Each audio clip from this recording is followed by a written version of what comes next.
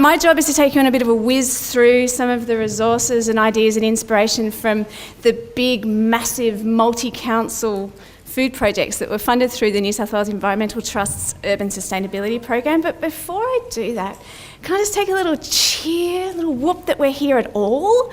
For me, that's quite an amazing thing. I'm so looking forward to hearing about what everybody else is up to. But I've just come out of a pretty intense period of working on these big regional projects. And preparing for this talk today has been actually a really lovely opportunity to reflect and take stock of all of the changes that have taken place in the local food and sustainability scene in local government over the past decade or so. And to even to look back and think about that is actually quite a wonderful thing. So I just wondered if you could, I don't know, could you just put up your hand if you've been working on food stuff in the past year or so? And keep it up if you're working on it 2 years ago, 5 years ago, 7, 10. It's been an amazing decade. A lot of things have changed pretty fast, and I suppose just a personal reflection is that I think a lot of people working in local government have gone from sort of pushing the boundaries of what you could get away with to being smack bang in the middle of the hippest, most right-on social movement in the whole country. And and that's an amazing thing. I mean, I've had my economic development manager derail entire meetings, not by being obstreperous or obstinate, but by going off on rhapsodies about creating fences for his cattle. And I've been there trying to get my head around, planning tools and planning mechanisms, and all the strategic planning manager wants to talk about is his carrots. And it's a different world. But it is wonderful to be here. And I'm going to do my best to do justice to these big, big projects. Oh no, I have to go here. So the 3 big Environmental Trust USP projects I'm talking about are the one that I was working on, the Illawarra Biodiversity and Local Food Strategy for Climate Change. Rolls off the tongue. So that was 3 councils, about $700,000. It was 4 years long. The Northern Rivers Food Links project, which had 7 councils plus Rouse Water, over $2 million and went for 3.5 years. And the Local Food Futures project from the Coffs Coast. All of these projects they shared many of the same fundamental drivers. So all of them, back in when the applications were written in probably 2007, 2008, had identified some of this sort of explicit call on local government to take on the role to act to support local food systems, but not just support them. They all had this quite radical agenda that's really explicit in all of their plans, which is that local food systems are a tool for fundamentally transforming communities in response to some big issues, big issues, in order to meet the significant current and future challenges listed here, but also to deliver against a range of positive health and environmental and economic outcomes. So all 3 of these big projects covered an incredibly diverse range of players who were attracted by the opportunities posed in addressing these issues. But I think you'd agree that's a kind of radical agenda underpinning some major project work.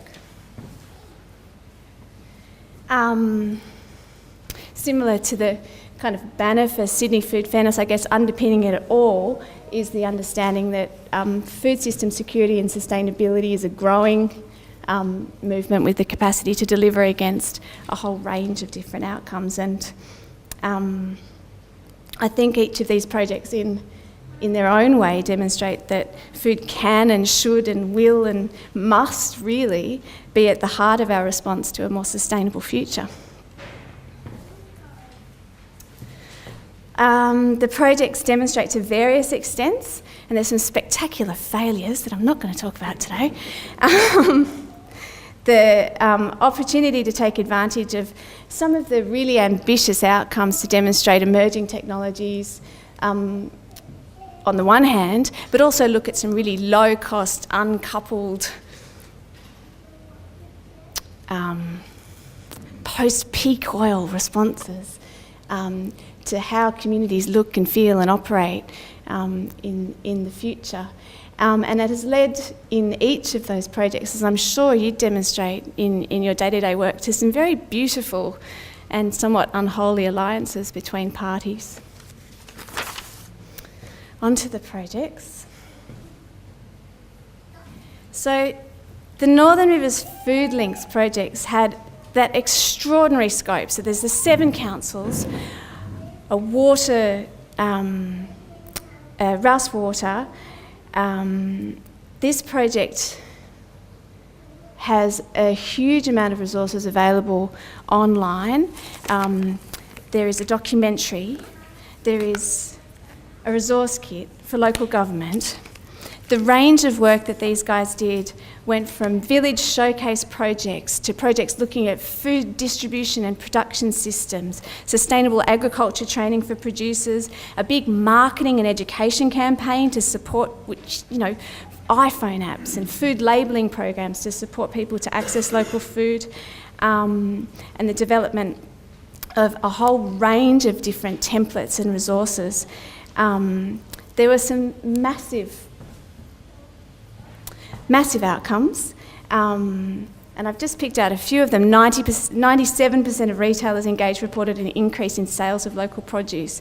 They got 195 producers on a database. They pioneered a new intra-region distribution model, which replaced 23 tonnes of produce a month that would otherwise have come from outside of the region to be distributed within the region. The project was consultant managed. There was a steering committee from each of the 9 partners. Now, each of those councils obviously had they were coming from a different place, different levels of engagement and interest and capacity. But I think what this project demonstrates very clearly, and for those of you in more peri-urban areas, is that local government does have a role in support of broadacre agriculture and support of distribution systems, from greenhouse gas, water quality, social and economic drivers, particularly looking at succession planning with ageing farmers and what future economies are going to look like. I can't actually do this project justice, it's so incredible. But I can introduce you to Claire McGarry. Claire, second introduction for today, who was a project officer involved in that project and is available to talk to you more about the resources and amazing outputs developed in the project today. So go and... Onto the Coffs Harbour project. I told you to be whirlwind. The Coffs Harbour project was a different approach. So these guys were really driven by the existence of council officers had identified sleeper cells of active, willing, amazing, engaged, motivated people across the food system. They'd already started to get together to talk about creating a framework or a strategy around local food, and that led to the application for the grant funding. So this project was really guided and owned by the Local Food Futures Alliance, underpinned again by those kind of bigger global picture understandings of the need to transition towards a more low carbon, more sustainable food system. They did a whole bunch of stuff, including a film festival, lots of support for community gardens. It was really community capacity driven, but they also developed a local food directory, a farm gate trail, did a speakers program, did edible streetscapes, and had a focus on nutrition and cooking. I guess one of the key outcomes from this project was looking at how successfully they managed to engage community kind of bottom-up approaches, and their economic development have taken on wholesale some of the outcomes, the strategies from the Food Futures framework, which I want to tell you a little bit about. So this is the document that kind of contains the vision, that collective vision of all of those players that were brought together as part of the Alliance, who continue to meet and are very strong. Identify strategic areas for priority action. It's an analysis of all of the drivers of change. It's got local food system mapping and analysis of where the needs and gaps are and opportunities there. There's a directory in the back of the who's who. And there's also a summary of some of the key initiatives that can be taken forward and how.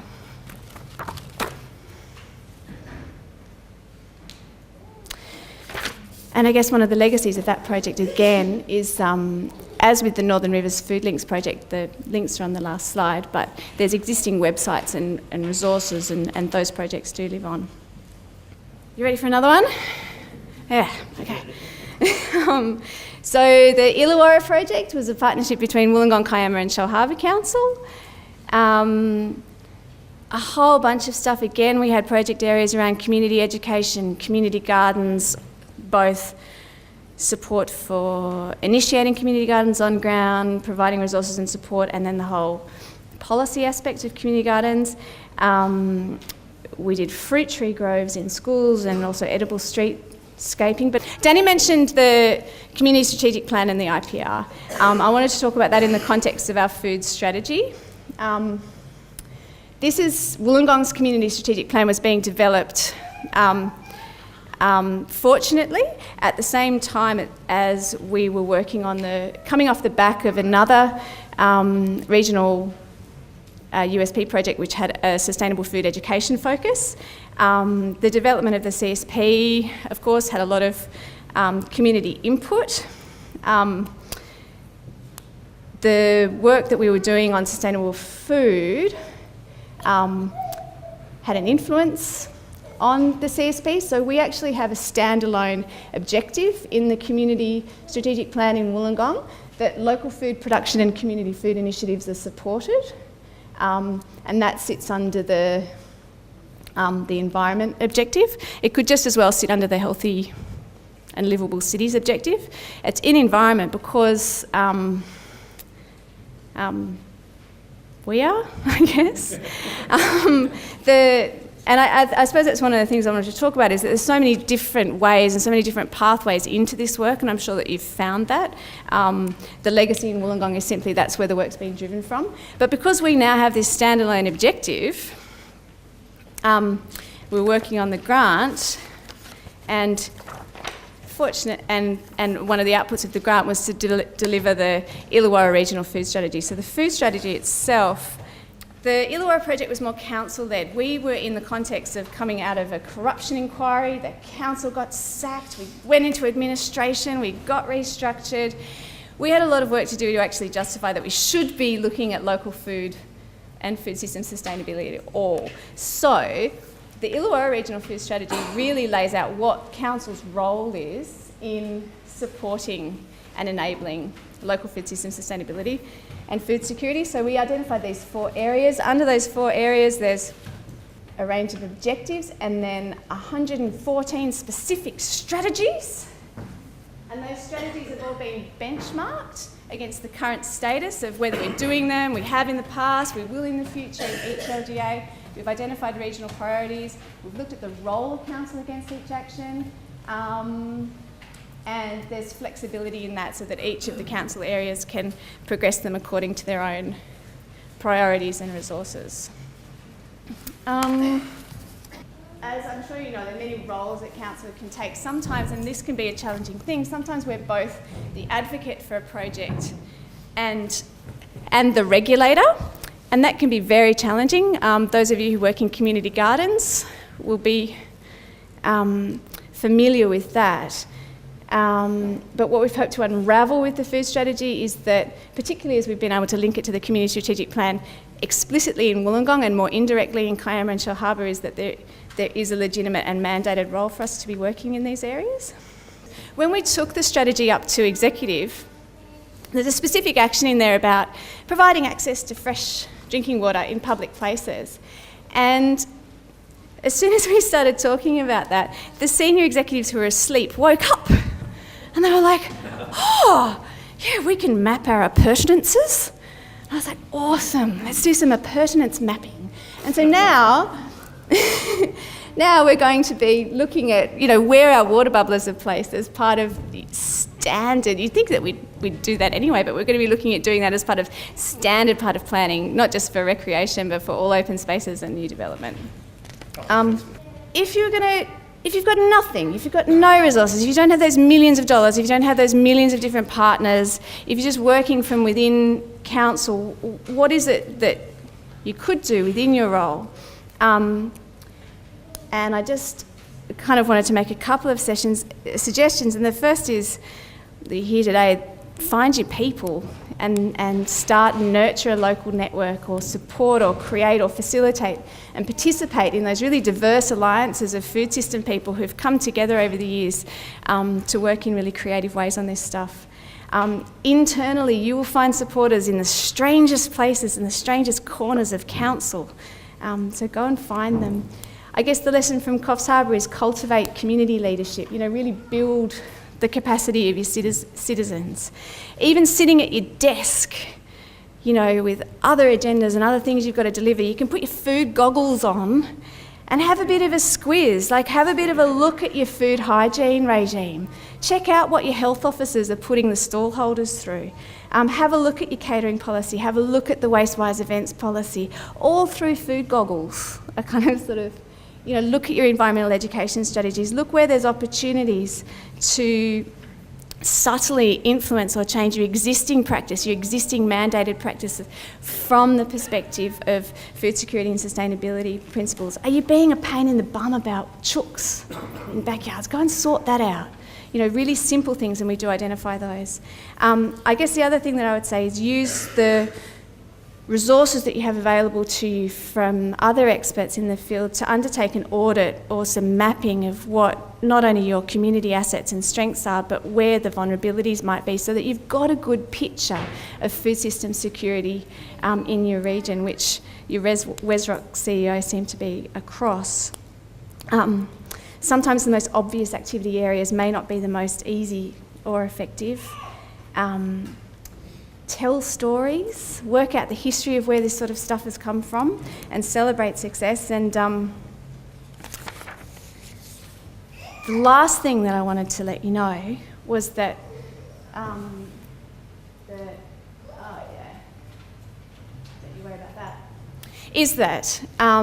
the New South Wales Environment Trust has funded a dissemination project. So the three big projects that I've told you about today have been invited to package up some of the resources and tools and insights, and Claire again has been tasked from the RDA Northern Rivers office to deliver that project. So I wanted to extend an invitation to you all to participate in that project in two ways. Firstly, to put your hand up if you've got any projects or resources that you want to share, be they large or small, so that they can be included in that local government toolkit and shared across the state. And secondly, to express interest in hosting a workshop. So there's two aspects of the dissemination project. There's the toolkit, and there's also a series of six, I think, workshops in destinations yet to be determined across the state. So if you're interested in hosting a training and dissemination workshop in your LGA, please come and see Kate or myself, because that would be awesome to share and learn from each other. And Danny's going to pull me off now. Thank you.